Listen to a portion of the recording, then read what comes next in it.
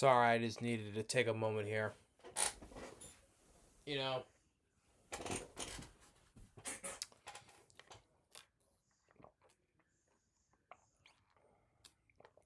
I just rather watch this, which I just reviewed for the 50th anniversary. I just rather watch this. Easily better movie than any of these movies that I've watched. I want to watch a shitty film like this. I just go back and watch a good classic movie. Because it's easily better than watching this shit again. So, back to the review of the Transform movies. Now we move on to the 2014 film, Age of Extinction. I feel like watching this goddamn movie again. And the thing is though, I may be pissed off though, my little tantrum but the thing is though, this is not even the worst of it yet. The next one, The Last Night, is much worse, but this still is bad. Okay, this is the reason why I don't like this franchise. It's shit like this is why I don't like the franchise. Yes, I still like the first Transformers. I even like Bumblebee, right? But you know what? Let's see here. 1, 2, 3, 4th, 5th, 6, Bumblebee, 7. Yeah, so overall 7 live action Transformers films. Out of 7, I like 2, but that's not good though. 2 out of 7 is not good. So overall, yeah, I don't like this franchise still. Okay, that's why I've gone to, it's like this. Why I gone to hate this franchise. More like don't like I hate this franchise because it's stupid crap like this. Okay, right, really quick. Age of Extinction came out in 2014. It made $100 million on opening weekend. It made over $1.1 billion worldwide. It was the highest grossing film of 2014. It made the most money in 2014. That's why it's the top movie of that year. And frankly, to me, starting to think of it, I did think this doesn't deserve it. But still, regardless, critics were still negative on this film. I mean, the last one had about 35% Rotten Tomatoes for the last one. This one has 18% Rotten Tomatoes. I think it got lower than Revenge of the Fallen. I think it was like a 19% for Revenge of the Fallen. So this one got even worse. And once again, like the rest of the movies of the series, it was nominated for more Golden Razzies. Worst Picture, Worst Director, Worst Supporting Actor, Worst Supporting Actress, Worst Screenplay, Worst Prequel, Remake, Rebuff, or Sequel, and Worst Screen Combo. 7 Razzies again, and it won 2. Worst Supporting Actor, Kelsey Grammer, along with other films he did that came out of 2014. And once again, Michael Bay won for Worst Director, just like he did when he did Revenge of the Fallen. So it's twice he won for Worst Director for this Transformer franchise. And Kelsey Grammer, I mean, I like Kelsey Grammer. He's a good actor. And honestly, he was one of the positives I could say about this film. I like Kelsey Grammer. He was one of the positives I could say about this film. One of them. But that's not much. The problem with this film, it was way too long. Way too damn long. Almost 3 hours. Ugh. Probably because the reason why I probably put me to sleep because it was almost too damn long. This film did not need to be 2 hours and 45 minutes. This did not need to be that. Could have cut a whole bunch of shit out of this. That's number one, Way too damn long. Way too long. Almost pretty much I think this is almost like the same timing as Avengers Endgame. So the film's way too long. Pretty much the new cast sucks because they didn't bring back any of the main characters from the last movies. So it's a whole new cast. Mark Wahlberg, which I'm sorry, I'm not a fan of Mark Wahlberg. Yes, there's been a couple of films I did like him in. I liked him with the other guys, with him and Will Ferrell. I like that film he did when he was younger, called Fear, where he plays a bad guy. Surprisingly I liked him in the other previous Michael Bay film that he did before this, the year before this, Pain and Gain. I actually like Pain and Gain. But not only because of Mark Wahlberg, but Dwayne Johnson, Anthony Mackie, Ed Harris, Tony Shalhoub. But I surprisingly I liked Pain and Gain, and that's probably the reason why they did this. Because okay, after Dark of the Moon, I remember Michael Bay said he was done with the series, but studios kept wanting to do another one because the previous film. Dark of the Moon. Dark of the Moon made over $1 billion. Okay, a lot of money. So Michael Bay probably said, "Hey, let me do Pain and Gain with Mark Wahlberg. I'll do the next one also with bringing in Mark Wahlberg." That's pretty much one of the reasons why he did this film, because of that. Let me make Pain and Gain, then I'll do the next one. That's probably the reason why, because studios, are so greedy and hungry, greedy, hungry. And Mark Wahlberg, like I said, there's been a couple of films I only liked him in. Here, he sucked in this. It's just he's trying to be like a Texan. He's not. He sucked in this film. The girl who plays his daughter was a Nicole something. Fudge. Nicola Peltz. I didn't give a damn about her. She sucked. Like I say, Kelsey Grammer's in this. He's your human villain. Stanley Tucci, right there, another good actor. Stanley Tucci, another actor I like. He's a guy who helps creates him and Kelsey Grammer will help to create their own Transformers, to help defend Earth. They want their own, so they can control, but which they can't. So, Stanley Tucci, good actor. He's doing what he can. Same with Kelsey Grammer. If there's any positives, like I say, Stanley Tucci and Kelsey Grammer, they try doing what they can. Other cast members, Jack Reynor, who plays the daughter's boyfriend, which I'll get to her. I'll get to that in a whole second, which the whole Romeo and Juliet thing. But she was shitty anyway. I mean, because I really forgot, because he was a guy at the end. He's a guy who was killed at the end. He started Midsommar. He would later go on to start Midsommar, which I hated. One of the most overrated horror films I've ever watched. He's the guy at the end of the movie. He got burned alive in that bear suit. Him complaining about his thesis with the other guy, and comes like Wicker Man away. He gets put in the bear suit and he gets burned to death. So that's that guy from the Midsommar. Before they would star in this film as the daughter's boyfriend, which is a pedo, because the whole thing with the whole Romeo and Juliet thing is just, I don't even. That's not even how the law works. I don't know. But I'll get into that though. I'll get into that. But then you got T.J. Miller as Lucas.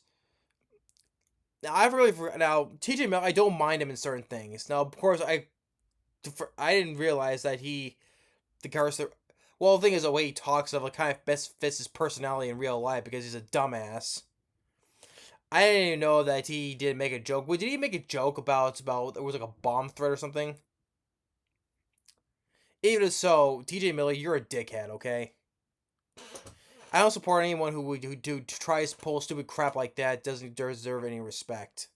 Yeah, I don't mind you in certain films like the How to Train Your Dragon films, and certain other things, like.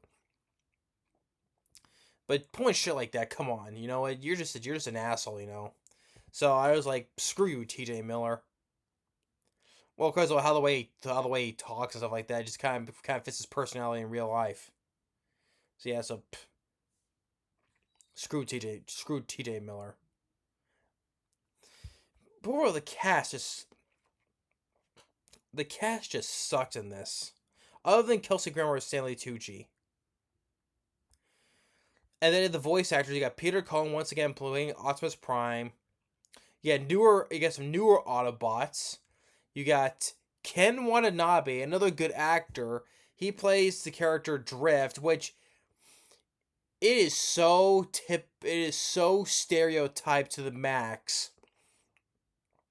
He's an Autobot who basically he becomes a samurai. He wears like the helmets how samurais wear, right? And he even calls Optimus Prime Sensei.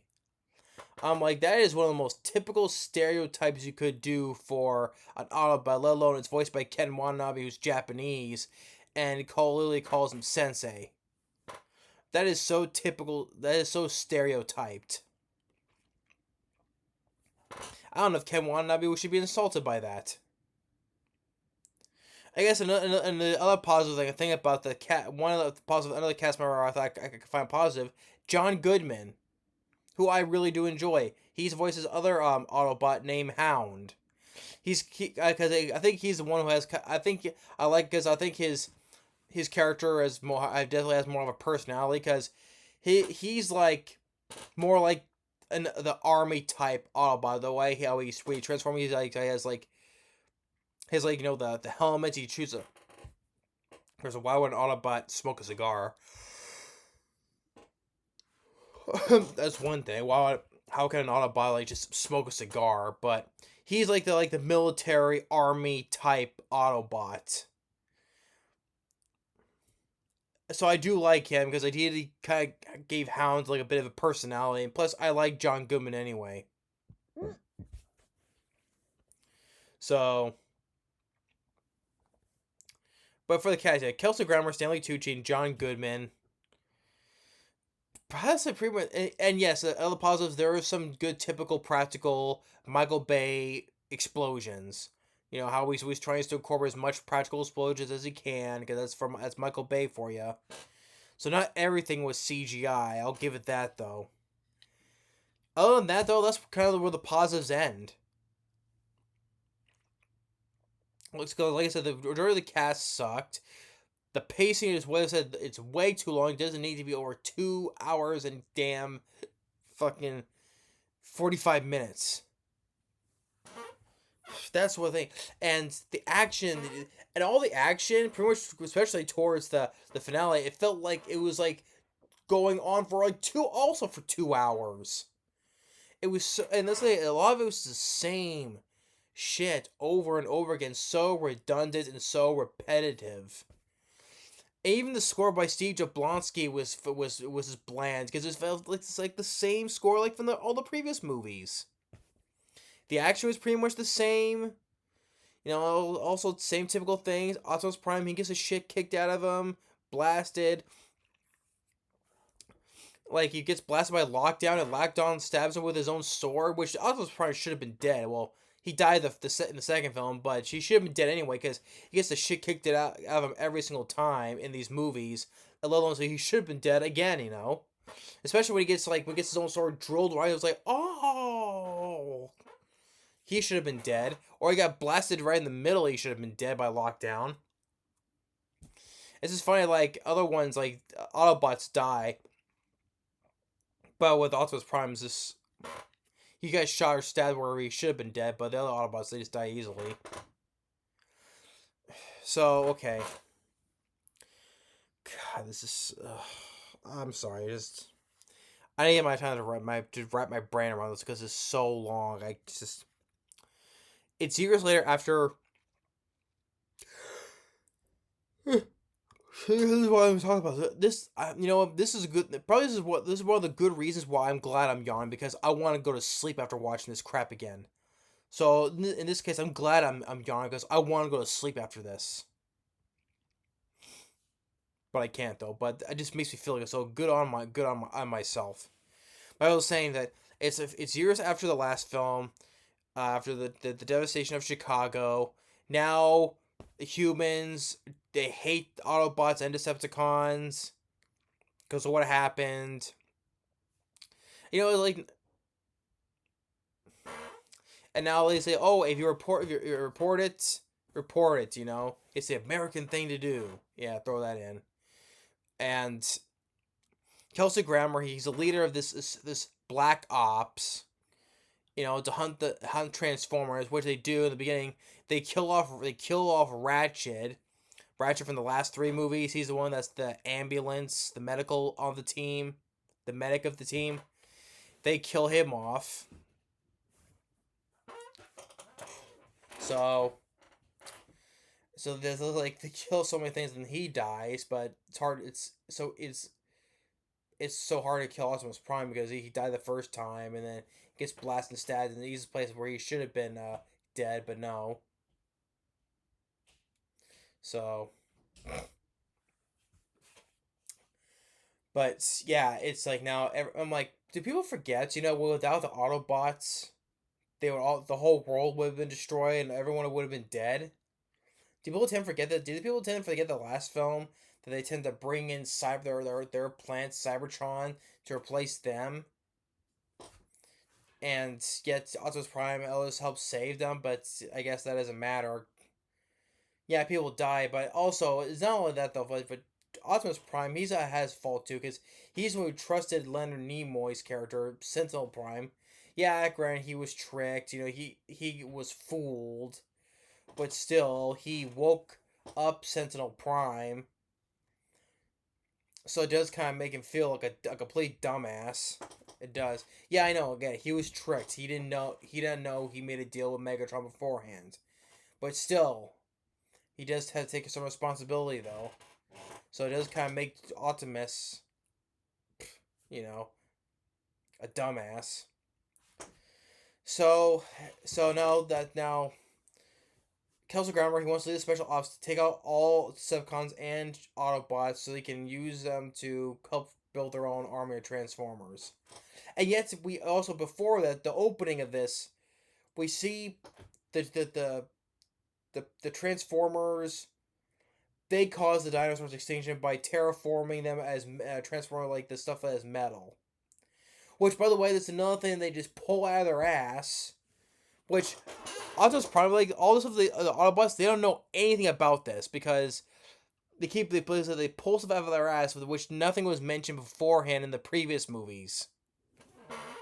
So yeah, they have this metal, which is what they're made of, called transformium.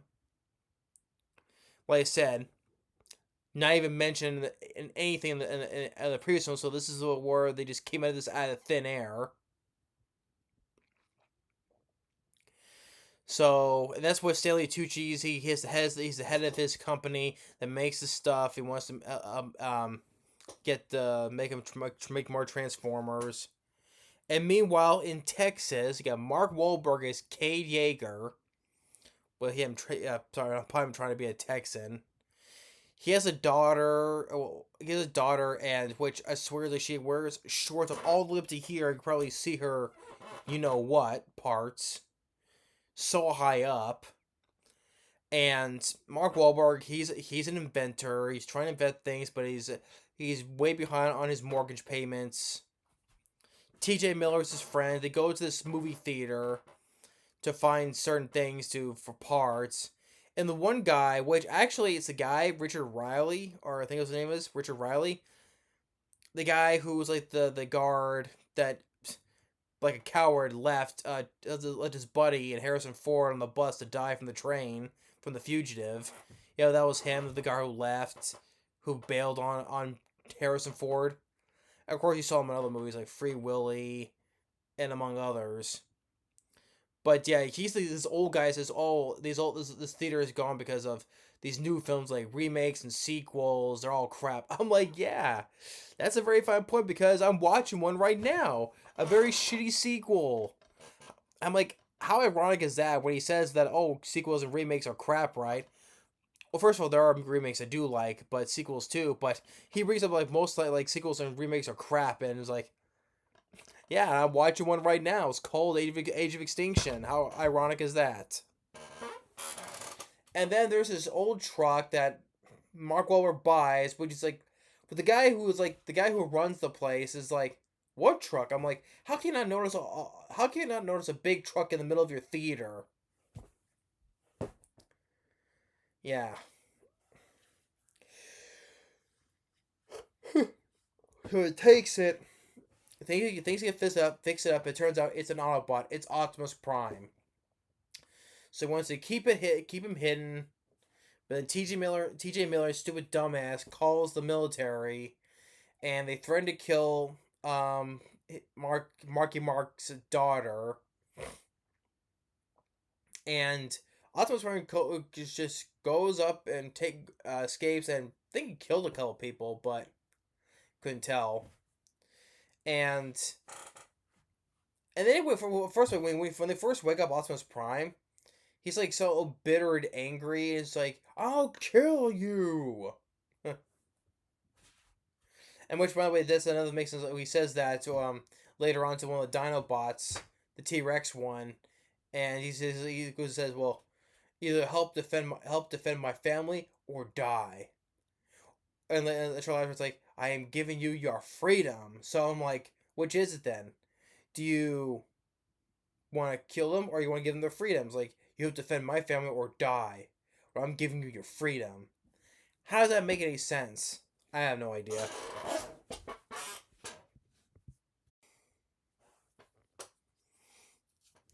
I have no idea. So we get this long chase scene, which it feels like 30 minutes. Then the one bad guy, not the other Decepticon, Lockdown. He's a bounty hunter. Tosses this grenade because and Lucas T.J. Miller gets killed. I would probably say, okay, I'll probably give this this is probably like the darkest death I've seen in this franchise because like we did the dinosaurs in the beginning of this film, it terraforms and turns all these things like into metal statues, like the dinosaurs. And with T.J. Miller, like it kills him, like how it was, but as this metal statue, you hear like the sort of like him still cooking, sizzling. I'm like, okay, damn, that's pretty much like the darkest death I've seen in the franchise. So then this whole thing where the reason why they car because Tessa, that's the daughter of Mark Wahlberg. Her boyfriend shows up. That's why they get the car chase because he has a race car. And he gets this whole thing, which I completely blocked out of my mind because it's been long since I saw this. I completely blocked this out because I don't remember how I missed it because it's probably irrelevant. But now, because Marky Mark's mad because she's been secretly dating this guy behind his back. He's 20 and she's 17. And they say the whole thing with this whole Romeo and Juliet law thing, right? Like, I don't think that's right though. I just don't think so. Because he's 20, she's 17, and she said that she met him when she was a sophomore and he was a senior. So I'd be like he's like about 18, she's like 15. I'm like, so the guy's a pedo. That's basically what he is. So we have a pedo in a Transformers film.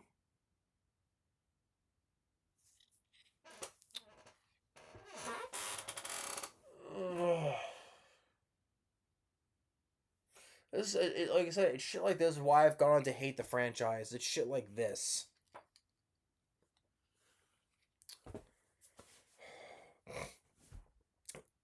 And it's just the whole like I said, I completely blocked that out of my mind. I completely forgot about it.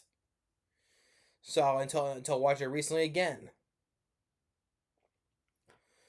So They made with the other. They made with the other Autobots.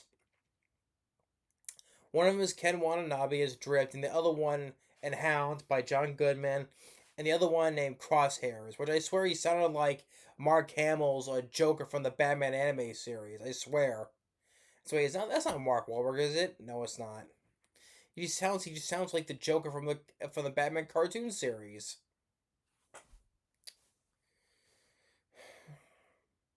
And so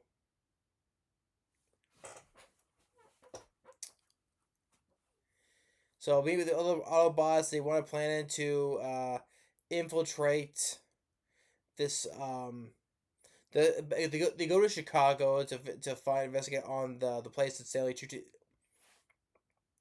Tucci runs, and they find what they're doing. Like they're melting Ratchet's head, and that causes Optimus Prime to lose it, to destroy the place. And Stanley Tucci's like, hey, don't you get it? We can make you now. We don't need you here anymore. I'm like, you ungrateful, selfish bitch. I'm like, without you, without them, you all would have been dead, and the whole world would have been dead. So it just makes him sound like a complete selfish dumbass. We don't need you anymore. So I'm like, yeah, because without the help of the Autobots, all of you would have been dead by now.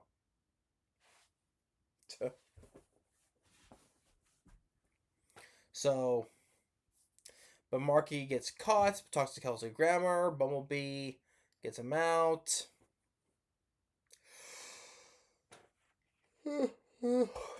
See? Making me sleep. This is a good time of why I want to sleep.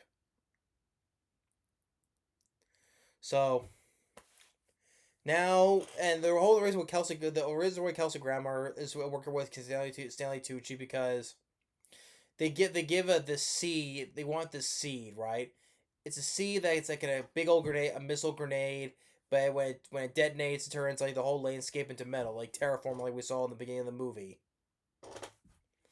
So, yeah, they want the seed.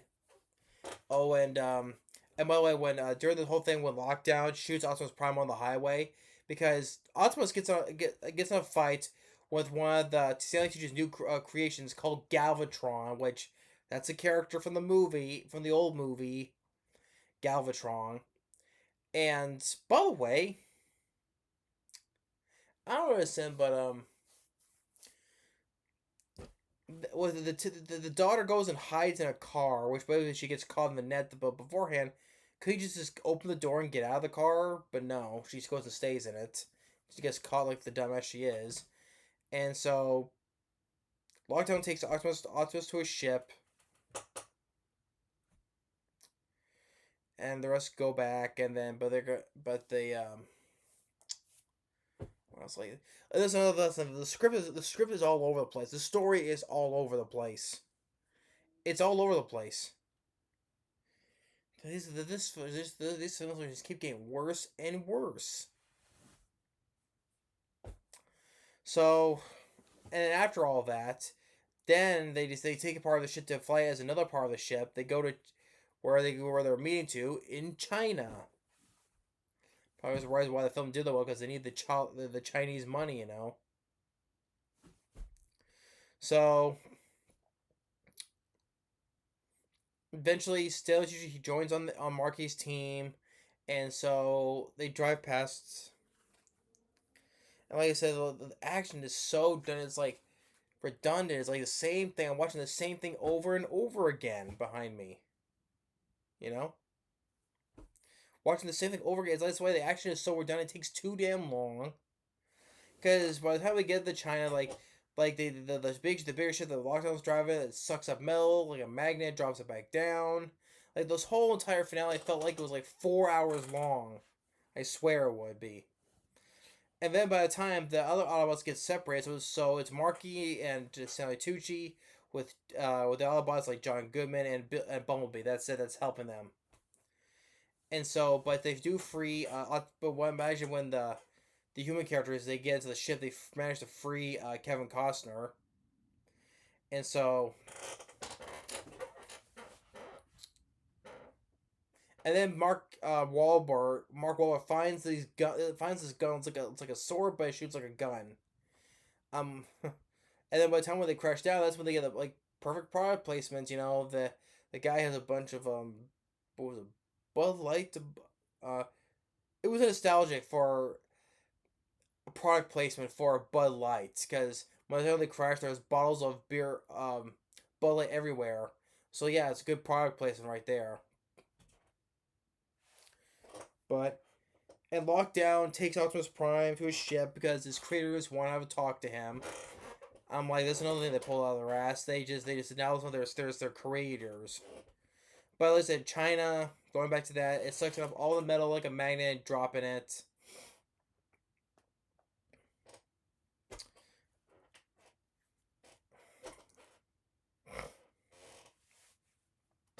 But the whole action scene felt like it was like 2 hours long. But then, Myru was, no, sorry. And what was going on? Yeah, Optimus Prime talks with the Dinobots, where he says the line that doesn't make any sense, like either defend my family or die. But I'm giving you your freedom at the same time. I'm like, what does that even mean? And so then, and the other two guys like, Dripped and was it Jose? Was it? No, Crosshairs. Sorry. What am I saying? Words? See, I'm falling asleep here. That's why I'm making mistakes. Like they're just sitting there waiting for Optimus Prime to be done, and so but then eventually it's like, yeah, defend my family or die basically. But then they ride the dinosaurs, the Dinobots, they charge in, and so listen, it's so long. It's so long. And then Mark Wahlberg gets in a fight with Kelsey Grammer's right hand guy, which the actor I do recognize. He's been in quite a few stuff. Titus Welliver, mispronounced his last name. Titus Welliver. He works with Kelsey Grammer, but he chases Mark Wahlberg and he throws a football at him and hits him in the face and pushes him out the window. This could have been like a nothing role for the guy, but anybody can play, you can say. And then Optimus fights Lockdown. Like I say, he stabs his sword right through him, which he should have been dead. And then Kelsey Grammer has the gun on him. And then Optimus fires at him and kills Kelsey Grammer. And I'm sorry, I don't buy because like Mark Wahlberg is trying to help Optimus by shooting his sword gun, right? And then Lockdown has him on top of him, and he's holding. And Mark Wahlberg has his sword gun. Is holding like this. I'm like, it's either like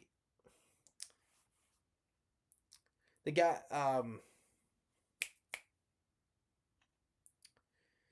the guy's not strong enough to hold off against a Decepticon who's like 10 times stronger than you, but you have the power to hold on to block him like so with your sword gun. That's what I'm getting at. But eventually they pull the sword out because it's saved by humans, and then he kills Lockdown, splits him in half, and then he gets him out of there by he has his own jet jet not propellers but just jet boots, you can say. Even though he doesn't wear boots, but still. But he can just launch himself at any time. But I guess not, though. He can't leave his people behind. So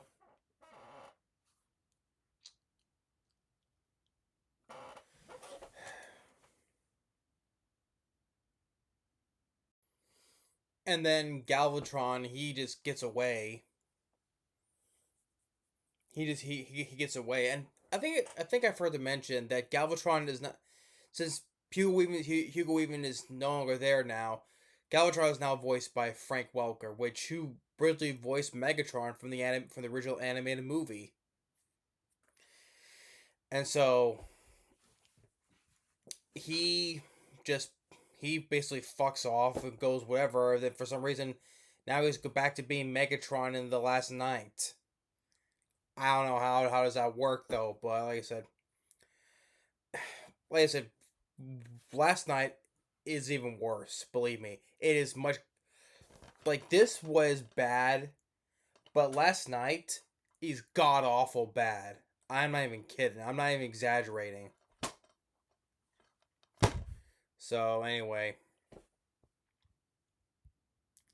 after that they take off. They everything's fine. The dinos go their ways, and Optimus Prime takes a seat and he jumps. Goes and dives already back into space. Jet drive whatever into back into space, saying, "Leave planet alone because I'm coming for you." Which is quite funny. It's like in the next one, which is even worse. Like I said, and it's like 30 seconds into that, and then he's captured by the other ones like that are like locked down, and you just have his name change his name to a female's name. Oh my great! And then even at that before that, like the girl plays the daughter.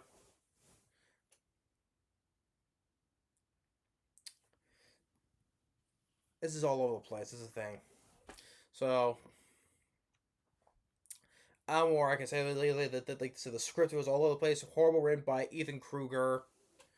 I mean, listen, the cast try to do the best of parts they can, especially John Goodman and Nicola Schultz, and then Jack Raymond. That's what his name is.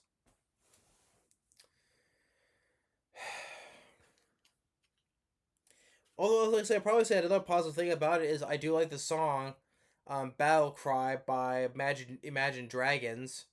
I do like that song. I think that's a good song too to have.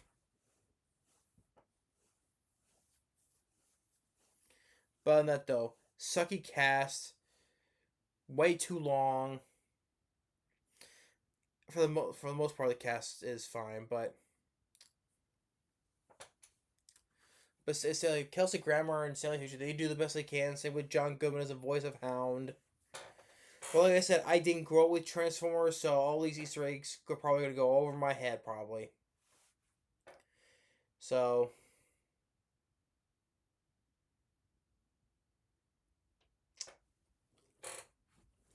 the film just sucks. If how does it's got how high is it? Can't explain it right. But I do apologize for the long pause because I'm gathering thoughts here, trying to comprehend them as best I could. But I do like the song by Imagine Dragons, "Battle Cry." But other than that, though, this one just sucked, you know. But thankfully, well, not thankfully, unfortunately, the next one is even so much more worse. The Last Night, because now that involves King Arthur and just getting tired of this though. But anyway, but that's all that, and so sorry, I was just talking nonsense again. But I was like, Michael Bay, I'm just getting tired of him doing, which just stopped doing Transformer films, which he did by the end of the fifth film, but still. Michael Bay did try to do the best he can, but like explode the practical explosion wise. But other than that, though, the film just sucked. You know, it sucked. It's just, but hey, it proved me wrong because it made over $1 billion worldwide. So I'm obviously wrong on this case, though. But I want it to be proven right. But yeah, with that said, though, that's my thoughts on Call of the Night. Just, but basically lets them know, on Detective Unco. But yeah, so thanks for what his Transformers Age of Extinction. Sorry, Transformers Age of Extinction sucked. So many things, like the whole Romeo and Juliet law, just threw me off because I completely forgot about it. And it's just like not only the bad pace in the acting, but just like and all the comedy doesn't work either. But it's that thing just the whole Romeo and Juliet law. So the guy is basically a pedo dating underage minor. Great. That's what we need to see right now.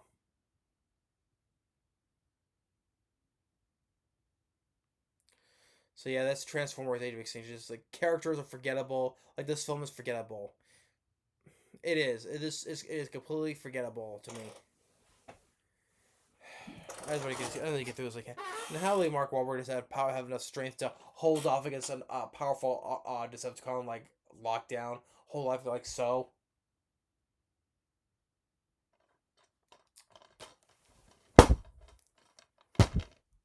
So, but Age of Extinction just did not need to be 2 hours and 45 minutes.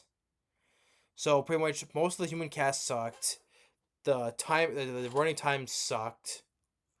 Yeah, there's some nice positive I can say about using real explosions to the best they can. Like that's a Michael Bay film for you.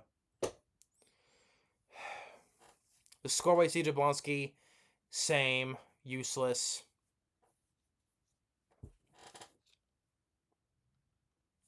I don't know what I'll say, but I hate this film. Let's listen to more I think about it, the more I hate this franchise now again.